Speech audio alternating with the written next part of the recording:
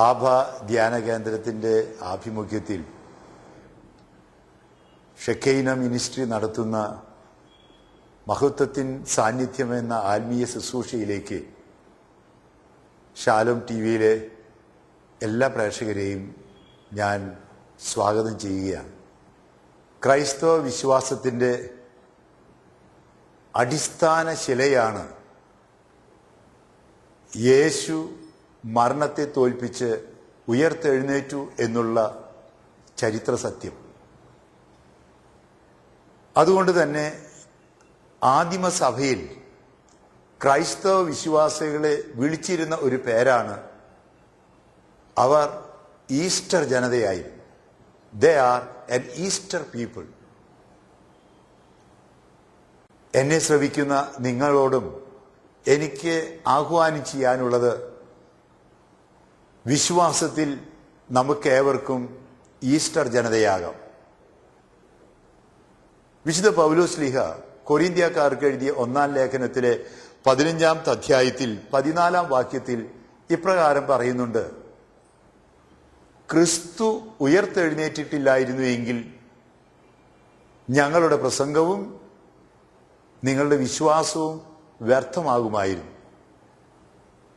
അതുകൊണ്ടാണ് പൗലോസ് ശ്ലീഹ പറഞ്ഞതുപോലെ നമ്മുടെ വിശ്വാസത്തിന്റെ ഏറ്റവും പ്രധാനമായിട്ടുള്ള ഭാഗം യേശു ഉയർത്തെഴുന്നേറ്റു എന്നുള്ളതാണ്. ദ വേൾഡ് ഇൻ ഡാർക്ക്നെസ് എന്ന പേരിൽ കുറെ വർഷങ്ങൾക്ക് മുമ്പ് ഒരു സിനിമ പ്രസിദ്ധീകരിക്കുകയുണ്ടായി. അതിൻ്റെ ഇതിവൃത്തം ഇപ്രകാരമാണ്: വലിയ ഒരു ഗവേഷകൻ ജെറൂസലമിൽ പോയി വലിയ കണ്ടുപിടുത്തം നടത്തുകയാണ്. കർത്താവിൻ്റെ മൃതദേഹം സംസ്കരിച്ച ഖബറിടം കണ്ടുപിടിച്ചു എന്ന് അദ്ദേഹം പ്രഖ്യാപിക്കുകയാണ്. ശാസ്ത്രീയമായ എല്ലാ തെളിവുകളും അദ്ദേഹം നിരത്തിവെക്കുന്നു. എന്നിട്ട് പറയുകയാണ്, ഇതാ ഞാൻ തെളിയിച്ചിരിക്കുന്നു, യേശു ഖബറടക്കം ചെയ്യപ്പെട്ടത് ഈ ഖബറിടത്തിലാണ്, അദ്ദേഹത്തിന്റെ ശരീരം തന്നെയാണിത്, യേശു ഉയർത്തെഴുന്നേറ്റിട്ടില്ല. ലോകം ഞെട്ടി. ഇതുവരെ വിശ്വസിച്ചിരുന്ന എല്ലാ മനുഷ്യരും ഇതാ പറയുകയാണ്, ക്രിസ്തു ഉയർത്തെഴുന്നേറ്റിട്ടില്ലെങ്കിൽ പിന്നെ എന്തിനാ ഞങ്ങൾ വിശ്വസിക്കുന്നത്? അധികം താമസിയാതെ സന്യാസ ഭവനങ്ങളൊക്കെ കാലിയാകാൻ തുടങ്ങി. കാരണം ഇതുവരെ ഞങ്ങൾ വിശ്വസിച്ചിരുന്നത് യേശു ഉയർത്തെഴുന്നേറ്റു എന്നുള്ളതാണ്. ഇനി മരണത്തോടുകൂടി എല്ലാം തീരും, മരണത്തിനപ്പുറത്തൊരു ജീവിതമില്ല. പാവപ്പെട്ടവരെ സഹായിച്ചിരുന്ന, അനാഥാലയങ്ങളെ സഹായിച്ചിരുന്ന ഒരുപാട് സാമൂഹ്യ പ്രവർത്തകരുണ്ടായിരുന്നു. ഞങ്ങളൊക്കെ ചെയ്തത് ഈ എളിയവരിൽ ഒരുവന് ചെയ്തപ്പോൾ എനിക്ക് തന്നെയാണ് ചെയ്തത്. അതുകൊണ്ട് ദൈവത്തിന്റെ ശുശ്രൂഷയായിട്ടാണ്, ആത്മീയ ശുശ്രൂഷയായിട്ടാണ് ഈ പാവപ്പെട്ടവരെ ഞാൻ സഹായിച്ചത്. ഇനി അതിനർത്ഥമില്ല, ഒരു ജീവിതമേ ഉള്ളൂ, 6 അടി മണ്ണിനപ്പുറം ഒന്നുമില്ല. അതുകൊണ്ട് സുഖിക്കുക, ജീവിക്കുക. ഇന്ന് നീ മരിക്കും. പൗലോസ് ശ്ലീഹ കൊരിന്ത്യക്കാർക്ക് എഴുതിയ 1-ാം ലേഖനത്തിൽ 15-ാം അധ്യായത്തിൽ തന്നെ വീണ്ടും പറയുന്നുണ്ട്, 32-ാമത്തെ വാക്യത്തിൽ: മരിച്ചവർക്ക് പുനരുത്ഥാനമില്ലെങ്കിൽ നമുക്ക് തിന്നുകയും കുടിക്കുകയും ചെയ്യാം, എന്തെന്നാൽ നാളെ നമ്മൾ മരിച്ചു പോകും. ചർവാകന്മാർ ഇത് തന്നെയാ പറഞ്ഞത്, തിന്നുക, കുടിക്കുക, സുഖിക്കുക, നാളെ നീ മരിക്കും. എപ്പിക്കൂര്യന്മാർ ഇത് തന്നെയാണ് പറഞ്ഞത്. അപ്പോൾ ലോകം മുഴുവൻ കലുഷിതമാകുകയാണ്. ഉടനെ തന്നെ ലോകത്തില് പിടിച്ചടക്കാൻ വേണ്ടിയുള്ള വലിയ പരിശ്രമം. എല്ലാവരെയും കൊല്ലുന്നു, പിടിച്ചടക്കുന്നു, ആത്മഹത്യകൾ വളരുന്നു, എല്ലാവരും സുഖിക്കുന്നു. ഒരു ജീവിതമേ ഉള്ളൂ. സഹനത്തിന് അർത്ഥമില്ല, കുരിശിന് അർത്ഥമില്ല, മരണത്തോടുകൂടി എല്ലാം തീരും. ലോകം മുഴുവൻ ഒരു ശാപഭൂമിയായി മാറി.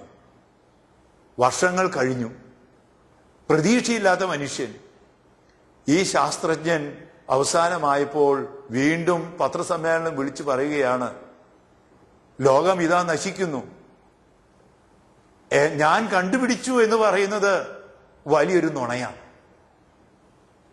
വാസ്തവത്തിൽ ഞാൻ മറ്റൊരാളുടെ വളരെ പഴക്കം ചെന്ന ഒരു ഭൗതിക അവശിഷ്ടം കൊണ്ടുവന്ന് ഇവിടെ സ്ഥാപിച്ച് നിങ്ങളെ എല്ലാവരുടെയും കണ്ണിൽ പൊടിയിടുകയായിരുന്നു. വാസ്തവത്തിൽ സുവിശേഷത്തിൽ പറയുന്നത് പോലെ യേശുവിന്റെ കല്ലറ ശൂന്യമാണ്. അതുകൊണ്ടാണ് ഫുൾട്ടൻ ജേഷീൻ പറയുന്നത് the greatest wound of the earth. ഈ കല്ലറയാണ് ലോകത്തിന്റെ ഏറ്റവും വലിയ പ്രത്യാശയ്ക്ക് ഇടം തുറക്കുന്ന വലിയ മുറിവ്, പ്രത്യാശയുടെ വെളിച്ചം പകരുന്ന ദ്വാരം. ഈ ക്രിസ്തുവിന്റെ മരണമാണ്, മരണത്തെ തോൽപ്പിച്ച ഉത്ഥാനമാണ് ക്രൈസ്തവ വിശ്വാസത്തിന്റെ അടിസ്ഥാനം. എന്താണ് ഈ ഉയർപ്പ് തിരുനാൾ? യേശു എന്തിനു വേണ്ടി വന്നു എന്നുള്ളത് മത്തായി സുവിശേഷത്തിൽ 20-ാമത്തെ അധ്യായത്തിൽ 26-ാമത്തെ വാക്യത്തിൽ പറയുന്നുണ്ട്. ശുശ്രൂഷിക്കപ്പെടാനല്ല, ശുശ്രൂഷിക്കാനും അനേകരുടെ മോചനദ്രവ്യമായി തന്നെ തന്നെ സമർപ്പിക്കുവാനുമാണ് വന്നിരിക്കുന്നതെന്ന്. പഴയ നിയമ കാലഘട്ടത്തില് ഒരുപാട് അടിമകളുണ്ടായിരുന്നു. യേശുവിന്റെ കാലഘട്ടത്തിൽ ഈ അടിമകളെ മോചിപ്പിക്കാൻ ചെയ്തിരുന്നത് മറ്റൊരു വ്യക്തി സ്വജീവൻ കൊടുക്കുക, അല്ലെങ്കിൽ ഒരു വ്യക്തിയുടെ ജീവൻ ഹോമിക്കുക. ഇങ്ങനെയാണ് അടിമകളെ മോചിപ്പിച്ചിരുന്നത്. പഴയ നിയമ ദർശനത്തിൽ, ബൈബിൾ ദർശനത്തിൽ തന്നെ രക്തം ചിന്തുക എന്ന് പറഞ്ഞാൽ രക്തത്തിൽ ജീവനുണ്ട്, ജീവൻ കൊടുക്കുക. യോഹന്നാന്റെ സുവിശേഷത്തിൽ യേശു നല്ല ഇടയനെ കുറിച്ച് പറയുമ്പോൾ നല്ല ഇടയൻ ആടുകൾക്ക് വേണ്ടി ജീവൻ അർപ്പിക്കുന്നു. അതുപോലെ യേശു പറയുകയാണ്, ഞാൻ മനുഷ്യവർഗത്തെ രക്ഷിക്കാൻ വേണ്ടി ജീവൻ അർപ്പിക്കുകയാണ്. ഈസ്റ്ററിന്റെ അവസരത്തില് ഈ യേശുവിന്റെ ജീവിതത്തെ, മരണത്തെ തോൽപ്പിച്ച ഉത്ഥാനത്തെ, പുതുജീവനെ സൂചിപ്പിക്കുവാൻ വേണ്ടി പല അടയാളങ്ങളും നമ്മൾ കാണിക്കാറുണ്ട്. പള്ളിയിലാണെങ്കിൽ പണ്ടൊക്കെ എടനയില വെതറും. ഇല വെതറുന്നത് ഒരു പുതുജീവനെ സൂചിപ്പിക്കാനാണ്. അല്ലെങ്കിൽ ചിലപ്പോൾ പുത്തൻ തീ എന്ന് പറഞ്ഞ് തിരി കത്തിച്ച് ഇതാ ഒരു പുതിയ പ്രകാശം വന്നിരിക്കുന്നു. യൂറോപ്പിലാണെങ്കിൽ ഈസ്റ്റർ മുട്ട വിതരണം ചെയ്യും. മുട്ടയിൽ ജീവനുണ്ട്. ഇതാ തോട് പൊളിച്ചു കളഞ്ഞ് കോഴിക്കുഞ്ഞ് വരുന്ന പോലെ ഇതാ ഒരു പുതുജീവൻ ഉണ്ടാകുകയാണ്. യോഹന്നാന്റെ സുവിശേഷത്തിലെ 12-ാമത്തെ അധ്യായത്തിൽ 24-ാമത്തെ വാക്യം വാസ്തവത്തിൽ യോഹന്നാന്റെ സുവിശേഷത്തിലെ കേന്ദ്രവാക്യമാണ്. അത് യേശുവിന്റെ ജീവിതത്തെ, ക്രൈസ്തവ ജീവിതത്തെ മുഴുവൻ സൂചിപ്പിക്കുന്ന അതിമനോഹരമായ ഒരു ഉപമയാണ്. യേശു പറഞ്ഞു, മനുഷ്യ ജീവിതം കോതമ്പ് മണിയെ പോലെയാണ്. കോതമ്പ് മണി നിലത്ത് വീണ് അഴിയുന്നില്ലെങ്കിൽ അത് അതേപടിയിരിക്കുന്നു, അഴിയുന്നെങ്കിലോ അത് ധാരാളം ഫലം പുറപ്പെടുവിക്കുന്നു, പുതുജീവനെടുത്ത്. ഇതുപോലെയാണ് മനുഷ്യന്റെ ജീവിതം. മരണത്തിന് ശേഷം നിത്യജീവനുണ്ട് എന്നുള്ള സന്ദേശമാണ് യേശു നൽകുന്നത്. അതുകൊണ്ട് തന്നെ ഈസ്റ്റർ എന്ന് പറഞ്ഞാൽ മനുഷ്യന് നിരാശയുടേതല്ല, പ്രത്യാശയുടെ, പുതുജീവന്റെ, പ്രതീക്ഷയുടെ തിരുനാളാണ്. ഈ ഈസ്റ്റർ ആഘോഷിക്കുമ്പോൾ ഒരാൾക്കും നിരാശനായിരിക്കാൻ പറ്റില്ല. എന്നെ ശ്രവിക്കുന്ന നിങ്ങൾക്ക് ആർക്കെങ്കിലും എന്തെങ്കിലും തരത്തിൽ നിരാശയുണ്ടെങ്കിൽ ഈസ്റ്ററിന്റെ സന്ദേശം നിങ്ങൾ ശ്രവിക്കണം. ലൂക്കായുടെ സുവിശേഷത്തിൽ 24-ാമത്തെ അധ്യായത്തിൽ 2 ശിഷ്യന്മാരുടെ അനുഭവം വിവരിക്കുന്നുണ്ട്. അവർ പ്രതീക്ഷിച്ചത് യേശു ഇസ്രായേലിനെ വിമോചിപ്പിക്കുന്ന യഥാർത്ഥ രക്ഷകനാണ്. മിശിഹ എന്ന വാക്കിന്റെ അർത്ഥം തന്നെ രക്ഷകൻ, അതേ അനോയിന്റഡ് വൺ. എന്നാൽ അവർക്ക് മനസ്സിലായത് എന്താണ്? ഇതാ അവരുടെ പ്രതീക്ഷയായ യേശുവിനെ യഹൂദ നേതാക്കന്മാർ പിടിക്കുന്നു, വിധിക്കുന്നു, കുരിശുമരണത്തിന് വിധിച്ചു.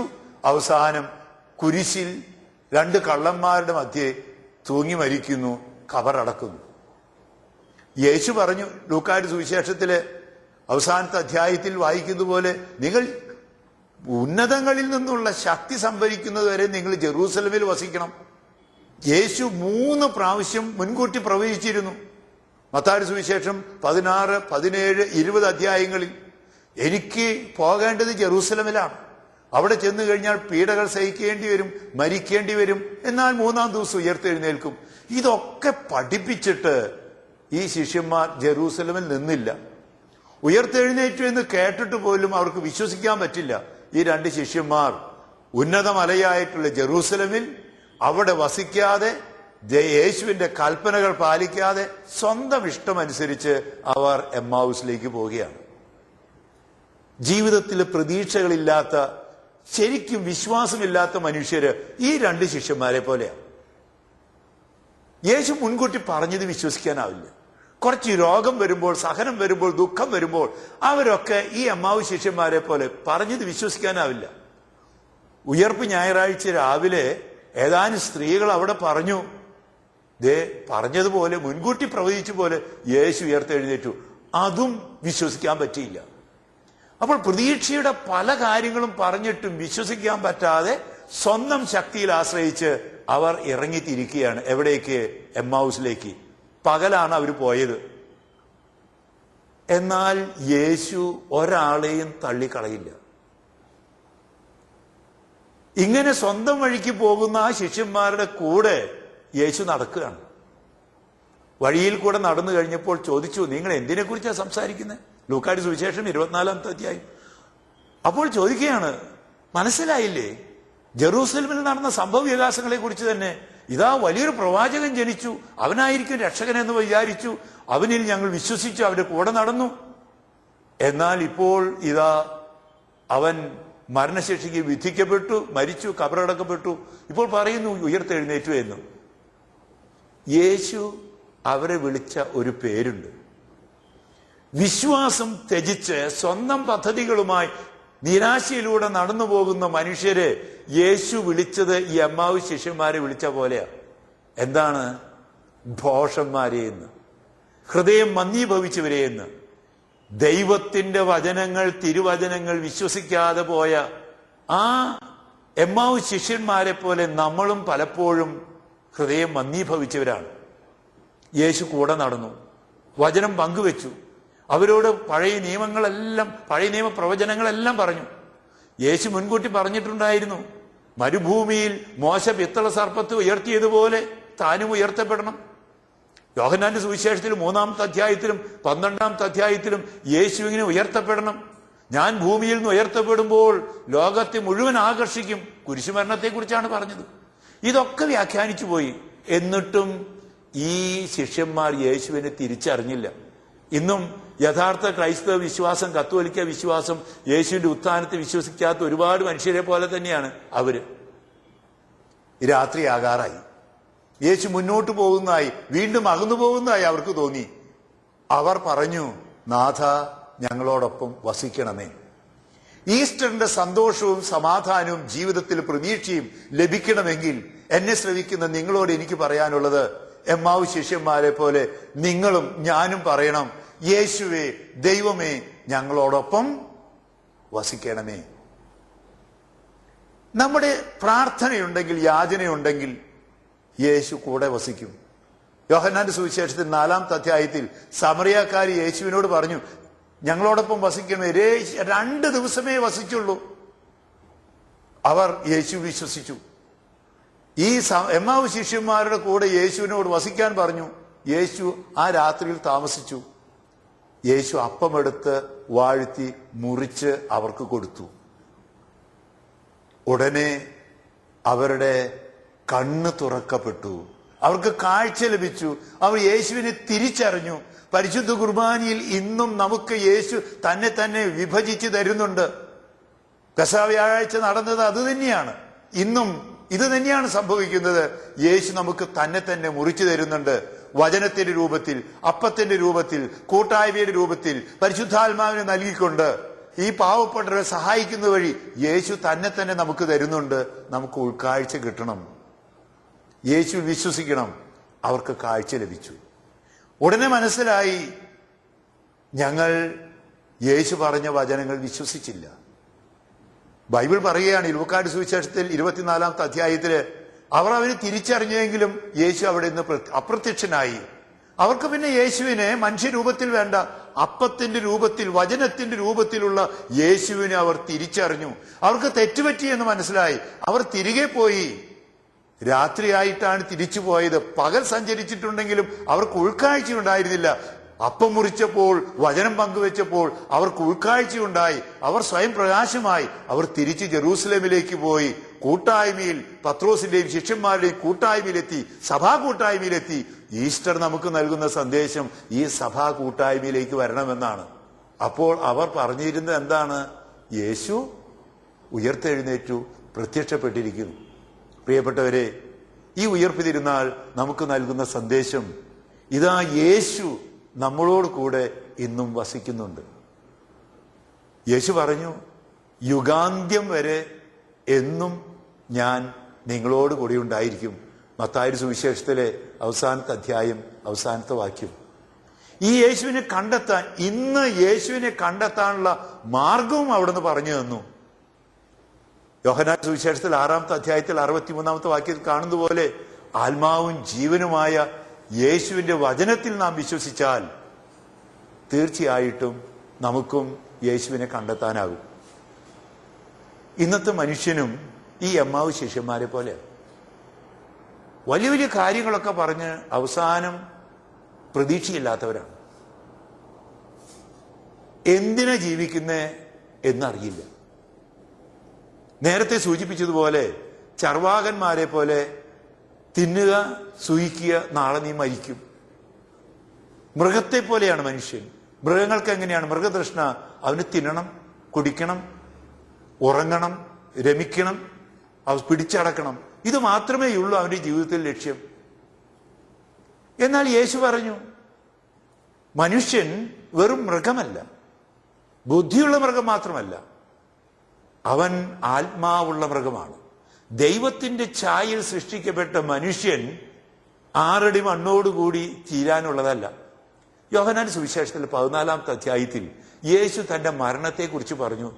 ഈ 3 പ്രാവശ്യത്തെ പ്രവചനത്തിന്റെ സമാപനത്തിൽ യേശു പറഞ്ഞു, ഞാൻ മരിക്കുകയാണ്, ഞാൻ പോവുകയാണ്, ഞാൻ പോയി കഴിഞ്ഞിട്ട് വീണ്ടും വരും. അപ്പൊ ശിഷ്യന്മാരാകെ പേടിച്ചു. യേശു പറയുകയാണ്, ഭയപ്പെടേണ്ട. എന്നെ ശ്രമിക്കുന്ന നിങ്ങളോടും ഈസ്റ്റർ ആഘോഷിക്കുമ്പോൾ യേശു പറയുന്ന ഇതാണ്, ഭയപ്പെടേണ്ട. ഞാൻ പോകുന്നത് നല്ലതാണ്. പോയി കഴിഞ്ഞ് സ്ഥലമൊരുക്കി കഴിയുമ്പോൾ ഞാൻ വീണ്ടും നിങ്ങളെ കൂട്ടിക്കൊണ്ടുപോകാൻ വരും. നിങ്ങളോട് ഞാൻ ചോദിക്കട്ടെ, എന്തിനാ ജീവിക്കുന്നത്?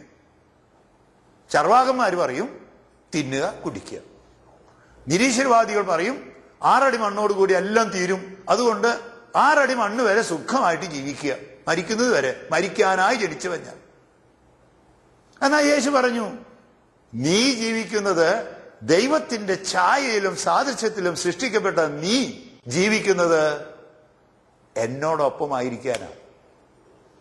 നമ്മുടെ പിതാവായ തോമസ് ലീഹ സംശയമുണ്ടെങ്കിൽ ആത്മാർത്ഥതയോടെ ഉടനെ ചോദിക്കും. തോമസ് ലീഹ പറഞ്ഞു, കർത്താവിനെ എവിടേക്കാ പോണെന്ന് അറിയില്ല, പിന്നെയാണ് വഴി അറിയുക.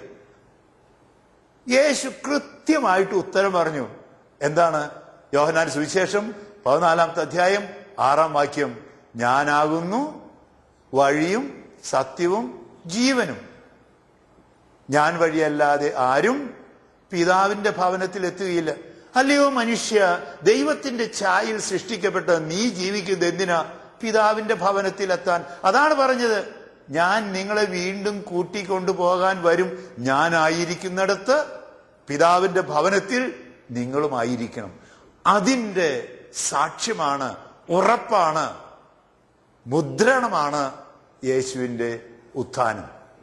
മരണത്തെ തോൽപ്പിച്ചത് നമ്മെ പിതാവിന്റെ ഭവനത്തിലേക്ക് എത്തിക്കാൻ. അങ്ങനെയാണെങ്കിൽ നമുക്ക് എങ്ങനെ എത്താൻ പറ്റും? യേശു പറഞ്ഞു, ഞാനാണ് മാർഗം. പണ്ട് കാലത്ത് മറ്റുള്ളവർ നമ്മുടെ പൂർവികർ വിളിച്ചിരുന്ന പേര് മാർഗവാസികൾ എന്നാ, അല്ലെങ്കിൽ മാർഗക്കാരെന്നാ. എന്താണ് മാർഗം? യേശുവാണ് മാർഗം. യേശുവിന്റെ മാർഗത്തിൽ വസിക്കുന്നവൻ മാർഗവാസി, യേശുവിന്റെ മാർഗത്തിൽ ചരിക്കുന്നവൻ മാർഗക്കാരൻ. പ്രിയപ്പെട്ടവരെ, എനിക്ക് നിങ്ങളോട് ഈസ്റ്റർ ആഘോഷിക്കുമ്പോൾ പറയാനുള്ളത്, ദയവ് ചെയ്ത് മാർഗക്കാരനാകുക, മാർഗവാസിയാകുക. യേശുവാകുന്ന മാർഗത്തിൽ വസിക്കുകയും ചരിക്കുകയും ചെയ്യുമ്പോൾ നാം എത്തിച്ചേരുന്നത് പിതാവിന്റെ ഭവനത്തിൽ. അതുകൊണ്ട് ഈസ്റ്റർ നമുക്ക് വലിയ പ്രതീക്ഷയാണ്. അതുകൊണ്ട് ഉയർത്തെഴുന്നേറ്റ് യേശു ആദ്യം ശിഷ്യന്മാർക്ക് പ്രത്യക്ഷപ്പെട്ടുവോ, എപ്പോഴെല്ലാം പ്രത്യക്ഷപ്പെട്ടുവോ അപ്പോഴെല്ലാം പറഞ്ഞത്, നിങ്ങൾക്ക് സമാധാനം, ഭയപ്പെടേണ്ട, ശരിയായ സമാധാനം ഇതാ ആശംസിക്കുന്നു. ഒരു പുതിയ ജീവിതം, കോതമ്പ് മണിയെപ്പോലെ ഇത് അഴിയുന്നത് ഒരു പുതിയ ജീവിതത്തിന്, സ്വർഗത്തിലേക്കുള്ള ജീവിതത്തിന്. ഇതാ അതിന്റെ അതുകൊണ്ടാണ് യേശു പറയുന്നു, ഞാനാകുന്നു വഴിയും സത്യവും ജീവനും. യേശുവിന്റെ ജീവൻ എന്ന് പറയുന്നത് എന്താണ്? പിതാവിന്റെ ഭവനത്തിൽ എത്തിച്ചേരുന്ന നിത്യജീവൻ. ഈ നിത്യജീവനിൽ എത്തിച്ചേരുന്നതിനുള്ള വലിയ സന്ദേശം വലിയ സന്തോഷത്തിന്റെ സദ്വാർത്ത, ജീവിതത്തിന്റെ പ്രത്യാശയുടെ തിരുനാൾ, സമാധാനത്തിന്റെ തിരുനാൾ, അത് വിജയത്തിന്റെ തിരുനാളാണ്. ഉയർത്തെഴുന്നേറ്റ യേശുവിനെ നമ്മൾ ചിത്രീകരിക്കുന്നത് ഒരു വി എന്ന അടയാളത്തോടെയും കയ്യിൽ കൊടിയോടുമാണ്. ഇതാ വിജയ പതാക യേശു ഉയർത്തിയിരിക്കുകയാണ്. വിക്ടറി, ഇതാ ഞാൻ ലോകത്തെ ജയിച്ചിരിക്കുന്നു യേശു പറഞ്ഞു. ഇതിൽ വിട്ട് മരണത്തെ തോൽപ്പിച്ച്, മനുഷ്യന്റെ നിരാശയെ തോൽപ്പിച്ച്, മനുഷ്യന്റെ എല്ലാ അപകർഷതാബോധത്തെയും തോൽപ്പിച്ച് ഇതാ യേശു നമുക്ക് വലിയ സന്തോഷം, ജീവിത വിജയം തന്നിരിക്കുന്നു. ഭയപ്പെടേണ്ട. യേശുവിൽ വിശ്വസിച്ചാൽ, മരണത്തെ തോൽപ്പിച്ച് ഉത്ഥാനം ചെയ്ത് യേശുവിൽ വിശ്വസിച്ചാൽ ഒരു മനുഷ്യനും ജീവിതത്തിൽ നിരാശപ്പെടാനാവില്ല.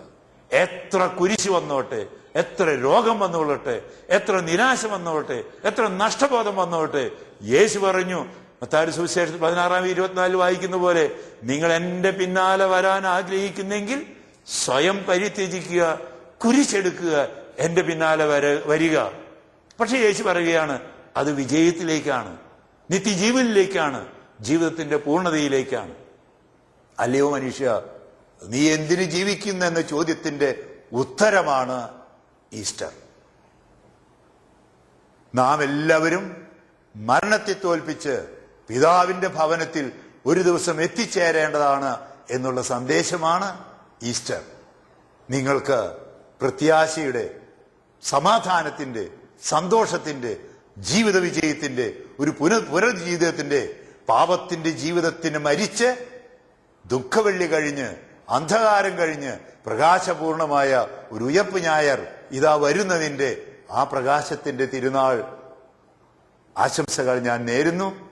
ഏവർക്കും ഈസ്റ്റർ ആശംസകൾ, ഉയർപ്പ് തിരുനാളിന്റെ ആശംസകൾ.